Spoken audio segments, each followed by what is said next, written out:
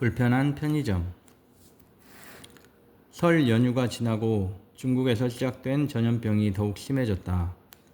곳곳에서 집단 감염이 폭증했고 마스크와 손 소독제가 품절되었다. 사장님은 나와 선숙 씨에게 근무 중에 쓰라며 마스크 여러 장을 건넸다. 폐가 안 좋은 사장님이 미세먼지 심한 나를 위해 이전부터 챙겨둔 것이라고 했다. 야간 근무를 하며 마스크를 썼고 딱히 불편함을 느낄 것 없이 손님을 맞았다. 계산을 마치고 나면 옆에 놓인 손 소독제를 잔뜩 짜서 양손으로 비볐다. 익숙지 않은 상황임에도 꽤나 자연스레 행동하고 있는 나 자신을 느낄 수 있었다. 다음날 사장님은 더욱 안전을 기해야 한다며 얇은 라텍스 장갑을 나눠주었다. 그 장갑을 착용한 순간 머릿속에서 번개가 번쩍했다. 그 촉감을 잊지 않으며 나는 손소독제를 장갑에 짠 뒤 비벼댔다. 얼굴에 가져가 소독내를 음미했다. 손님이 있음에도 빠르게 계산대를 벗어나 매장 끝 거울 벽으로 달려갔다. 나는 마스크를 쓴 내 얼굴을 확인했다. 짧게 친 머리 아래 V자 눈썹과 작은 눈이 마스크와 한 쌍인 듯 자리 잡고 있었다. 그것은 나의 과거를 보여주고 있었다. 마스크로 가린 얼굴과 손 소독제의 알코올 향이, 라텍스 장갑의 익숙한 감촉과 자연스러운 느낌이 과거의 나를 일깨워주고 있었다. 의사였다. 지금이라도 여기에 하얀 가운을 걸치고 메스를 주면 어떤 수술이라도 집도할 수 있을 것 같았다. 수술실의 소독내와 비릿한 피냄새가 코에 스며드는 듯했고 의료기기 소음이 배경음악처럼 내 몸을 감싸는 게 느껴졌다. 나는 수술실을 빠져나가려는 듯 편의점 문을 열고 나섰다. 마스크를 벗고 찬바람을 들이마셨다. 기억이 오그라들지 않게 펌프질하듯 쉬지 않고 힘껏 숨을 쉬어야 했다. 떠오른 기억을 움켜잡은 채 해체하고 재조립하며 몇 날 며칠을 보냈다. 뇌의 주름을 계속 간지리는 기분이었다. 나를 알아갈수록 고통과 두려움, 그리고 알 수 없는 저항감이 스멀스멀 올라왔지만 도무지 멈출 수가 없었다. 어느 날 맥주 4캔을 산 손님 하나가 자신이 사장 아들이라며 돈을 내지 않으려 했다. 사장님과 닮은 눈매와 콧날은 그가 거짓말을 하는 게 아님을 증명하고 있었지만 나는 그대로 가게 할 수 없었다. 그것이 점원으로서 최선이기도 했고 편의점 일 한 번 안 도와주면서 이곳을 탐낸다는 녀석에게 특권 따위 없다는 걸 보여주고 싶었다. 귀가 빨개지도록 씩씩대며 사라진 녀석은 1시간 뒤 다시 들이닥쳤다. 녀석은 상품 진열을 하는 내게 다가와 술 냄새를 풍기며 휴대폰을 들이밀었다. 액정엔 녀석과 사장님이 함께 웃는 사진이 담겨 있었다. 이제 증명됐냐며 녀석은 맥주 매출에 대해 물었고 나는 사실대로 대답했다. 녀석은 내 말을 애써 부정하며 맥주를 들고 나섰다. 그 순간 그 한심한 모습이 형과 오버랩됐다. 내게 형이 있었다. 한심하기 짝이 없는 사람.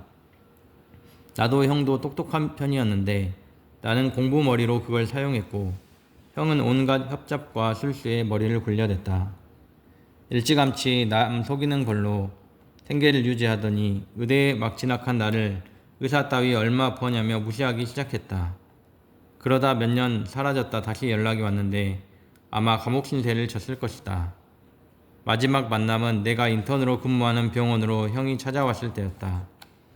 그는 협박하듯 돈을 요구했고 나는 병원에는 메스와 가위, 독극물 등 여러 종류의 살상 도구가 있다고 말한 뒤 의사는 사람을 살릴 수도 있지만 죽일 수도 있다고, 피를 보는 게 아주 자연스럽다고 말해 주었다. 그 후 그의 모습도 기억도 사라졌다. 그런데 기억이 회복되는 과정에서 사장님의 아들을 통해 다시 형을 떠올리고 말았다. 형의 얼굴이 떠오르자 곧 고구마 줄기처럼 가족 구성원들의 모습도 따라 나왔다. 형과 내게 똑똑한 머리를 물려준 엄마는 일찌감치 무능력한 아버지와 우리들을 버리고 집을 나갔다. 초등학교에 다니는 아들 둘을 친할머니에게 맡긴 채. 흔히 노가다라고 말하는 공사판 일을 하던 아버지는 좀처럼 말이 없었다. 가끔 때리고 밥을 사줬을 뿐 그는 자신의 인생조차 처리하지 못해 괴로워하는 사람이었다. 그럼에도 자라면서 내가 공부를 잘하자 기대를 가졌는지 형과는 달리 학원도 보내주고 용돈도 주곤 했다. 하지만 나는 엄마의 피를 물려받았기에 의대에 입학한 뒤로 엄마가 그랬듯 집을 나가 독립했다. 과외로 생활비를 벌었고 악착같이 공부했으며 아버지와 형이 있는 그 집을 잊으려 노력했다. 나는 의사가 되어 다른 공기를 마시며 살고 싶었다. 집안이 좋은 여자를 만나 나만의 가정을 완성하고 싶었다.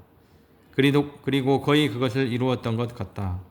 그런 기억들이 악몽처럼 떠올라 나를 괴롭히기 시작했고 나는 속수무책 그 꿈을 꿀 수밖에 없었다. 마스크 대란이 일고 사람들이 줄을 서서 약국에서 마스크를 구입하기 시작했다.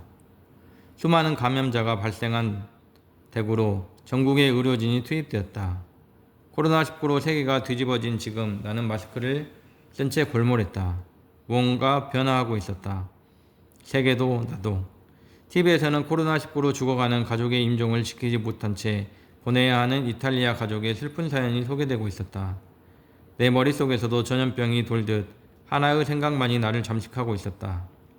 전염병 같은 기억들이 내게 진짜 삶을 선택해야 할 때라고 외치고 있었다.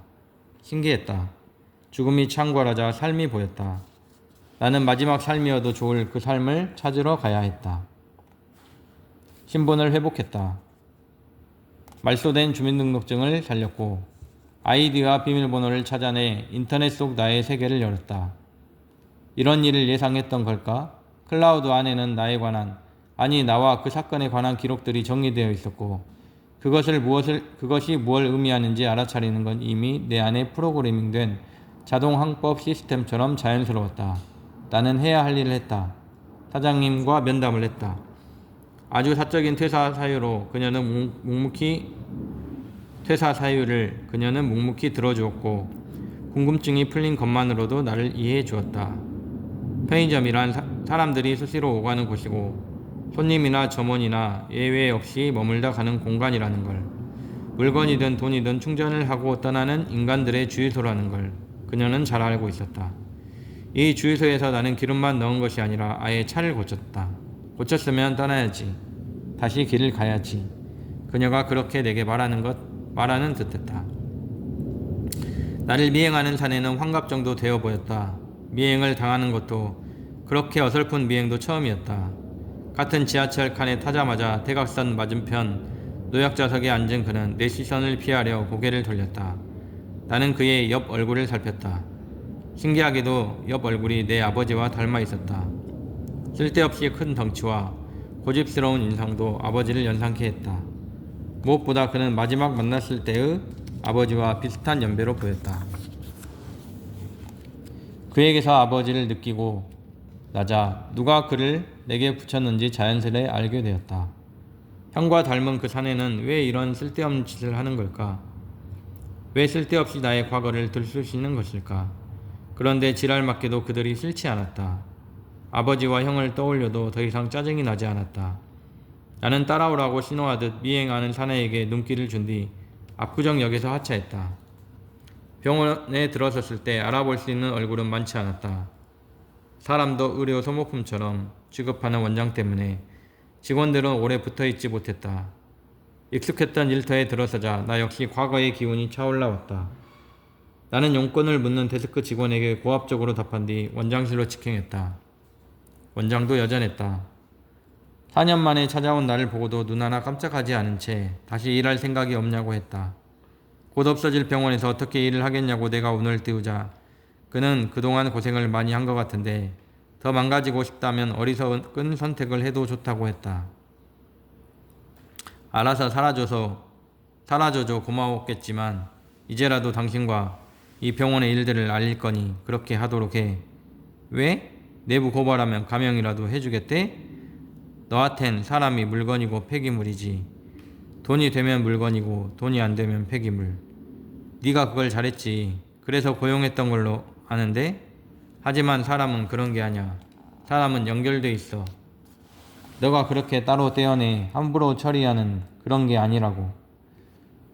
순간 원장이 비릿한 미소를 짓고는 상체를 내 쪽으로 당겨 앉았다. 진지하네? 나도 진지하게 말해주지. 사실 잠적한 널 내가 좀 찾았어. 굉장히 그런 거 잘하는 친구들이 있거든. 근데 널 못 찾더라. 그래서 걔들이 그때 잔금을 못 받았네. 이제라도 네가 어슬렁 된다고 알려주려고.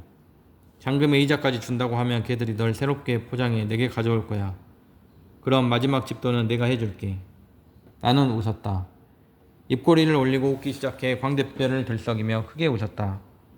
원장은 내가 미친 건지 위약을 부리는 건지 눈알을 굴리며 가늠하려 했고 그 모습이 웃겨 더 크게 웃었다. 역시 악당에게는 웃음이 불편한가 보다. 녀석의 얼굴이 일그러졌다. 너 죽일 거야. 내가 아주 발라버릴 거라고. 웃음을 멈춘 나는 무표정하게 그를 바라보았다. 난 이미 한 번 죽었다. 또 죽는다고 달라질 건 없어. 그리고 이미 제보했거든. 요즘 그런 거 찾는 방송 많더라. 그러니까 잔금은 걔들 주지 말고 변호사 선임비로 돌리는 게 나을 거야. 미친놈. 넌 내게 돈을 원해.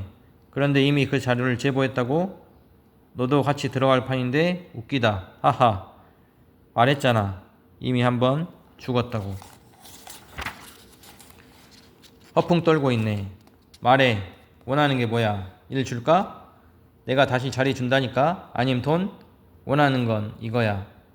나는 왼손을 들어 보였다. 병원에 들어서며 착용한 라텍스 장갑을 낀 손을 펼쳐 보였다. 원장은 뭔 짓을 하는지 궁금한 듯 고개를 빼 나를 살폈다.